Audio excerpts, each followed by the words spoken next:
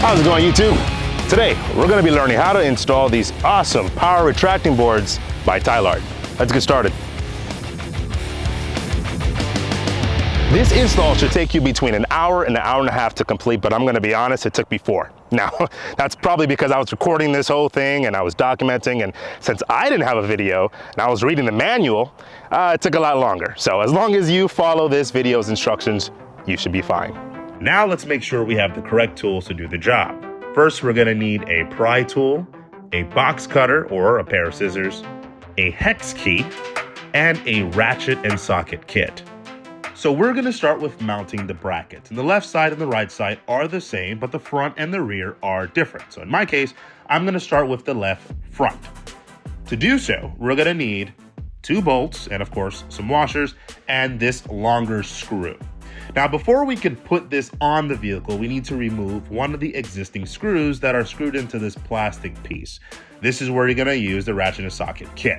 Go ahead, find the correct piece that fits this piece and unwind it, get it out so that we can put our screw inside. Now the other 2 areas where the bolts are going to go should already be free of any screws. They're just ready to go. And so we're going to line up the bracket and we're going to start with the long screw first, putting it in place, not tightening it too much, just to have some wiggle room so that this piece can stay in place, but also too, we can make sure we lined up those bolts properly too. Then go ahead and put those bolts in and tighten everything down. Now for the rear, it's slightly different. We're gonna have 4 pieces of hardware, 2 screws in the front and 2 bolts in the rear. Same situation, line everything up, put the bolts and the screws in and tighten everything down. Great, now we have all the necessary hardware installed to secure the running boards too. And that was the easy part. This is where it gets a little bit more challenging.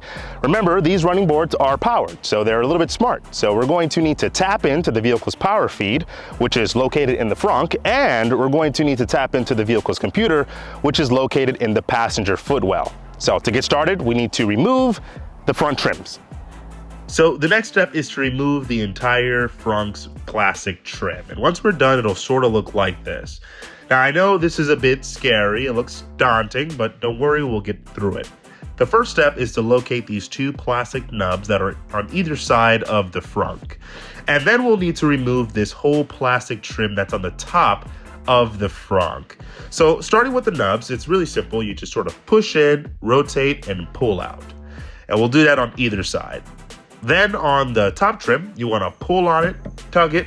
It feels like you're breaking it. It sounds really loud, but it's just clips. Just pull on the clips and it'll all just pop out. Once we do that and you take a look inside, you'll see these 2 screws on either side that's holding this whole thing together. For this, we'll need our tool again, and you might need an extended piece for this to go ahead and access that and unscrew it. What I did was just loosened it up a bit and then used my fingers to sort of unscrew it completely. I'll do that on either side and make sure you put everything in a safe place because we'll need all this again.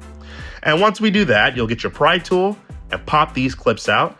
And that way you'll access 4 more screws that we'll go ahead and remove those. Of course, put that in safekeeping. Last but not least, we need to remove the window washer cap.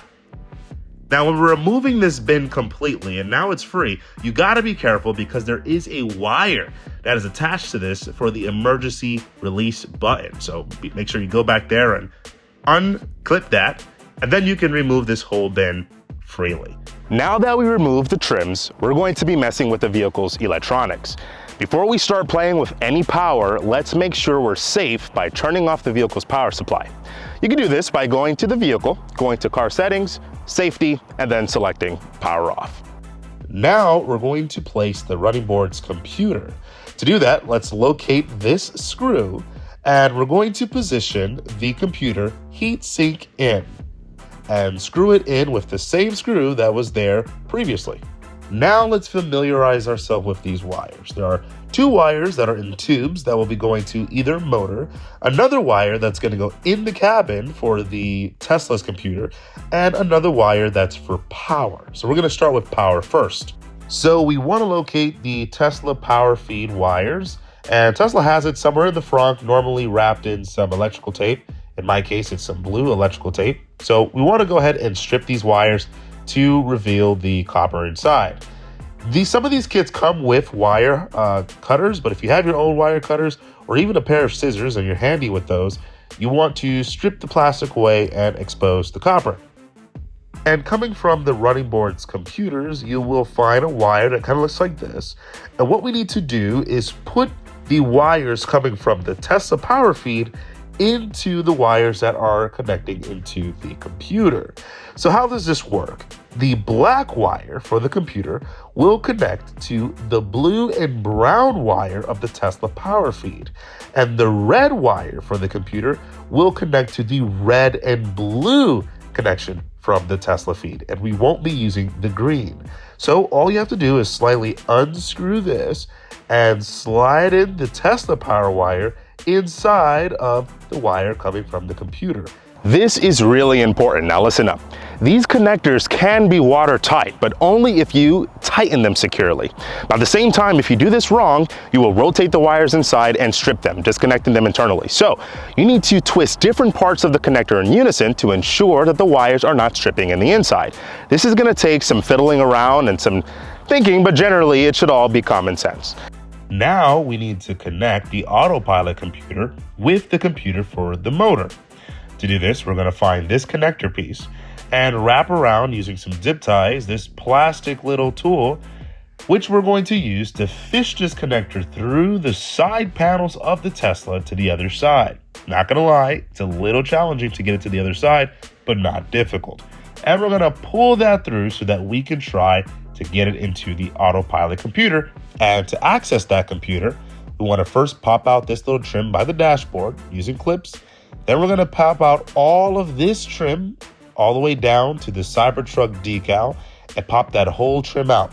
Then you want to sort of pull this carpeting all out of the way. And mind you, there is a clip holding the carpeting together. Then we're going to unplug this weather seal and then fish the wire through. You'll notice it's too big, so you have to unplug it from each other and fish the smaller side through, get it from the other side into the interior, and then plug it back with the plug that's attached to the wire. However, now, this is where I'm gonna have to be a little honest with you guys. And maybe I'm slow, but for the love of me, I could not detach the male connector from the female socket, and no matter what I did, it just would not budge. So for me, I just cut the wires right before the two ends to disconnect it. But you know, if you could disconnect it, then perfect. And once you see the computer, what we want to do is locate this blue rectangular connector, and there's this push button that sort of unlocks it, and then you pull down to unfasten it from the computer itself. Then you want to grab the wire we just fished through, locate the female connector, and you're going to plug in the blue plug into the white female portion. Then the male white portion, you're going to plug it in where the blue plug was, and it should look like this once it's done. Now, ideally, you just need to plug the two connectors back together again, but since I couldn't get it to budge, I had to splice them on either end, tie them like this, and then I'll clean it up with some electrical tape. But if you can get it done the right way, then perfect. If not, this is how I did it. Now that you've done that, tuck the wires behind the carpet, make sure to put the clip back, tidy up everything, put the carpet back, all of the trim, including the Cybertruck decal, the little clip, everything you see. And I've even removed the door rubber seals, so I gotta put that back as well. Just make sure you clean everything and put it back to stock. Now we're gonna test if everything is working properly. So go ahead and take one of the wires coming from the computer and plug it into the motor. If you see the bracket arm pop out when the doors are open, then everything is working normally. If not, you'll need to go back to one of the previous steps to see what's going on. Remember, make sure that the computer's red lights are flashing and that you haven't tripped your power feed's virtual breaker. Now that we know that this works, we're going to properly connect the motors. To do so, we're going to bring the motor wire through the fenders of the car, through the wheel arches. So to do that, let's detach all of the little buttons, all the little clips for the wheel arches, including the wheel arch fender piece. And then we're going to get that plastic shim, zip tie it to the wire, and of course, we're going to try to shimmy this wire through the wheel arches, trying to grab it down under the vehicle. And do this sort of cleanly around the motor and zip tie this down as we go. Should look like this. Of course, attach the motor, tighten everything, and then we'll clip everything back. You want to do this for either side of the vehicle. This should take you about 10 to 15 minutes to do this properly. And now for the home stretch. Now we need to actually attach the board itself. So grab the board and make sure it is for the correct side. And you'll see that there's these screws and these silver square pieces, these brackets already on the board. So what you want to do is line this up. The screws need to be lined up to the holes themselves, and sort of push the board in until you see the screws drop down. And you're going to take one of these little nuts and go ahead and tighten it down to make sure that it's nice and secure. And then you're going to take one of these longer screws and you're going to put it into the silver piece and also tighten that down as well. And that's it. Once you open the doors should come out and present themselves, and they should retract the moment you close it. And now our truck is even more awesome. Thanks for watching, folks, and stay tuned for the full review.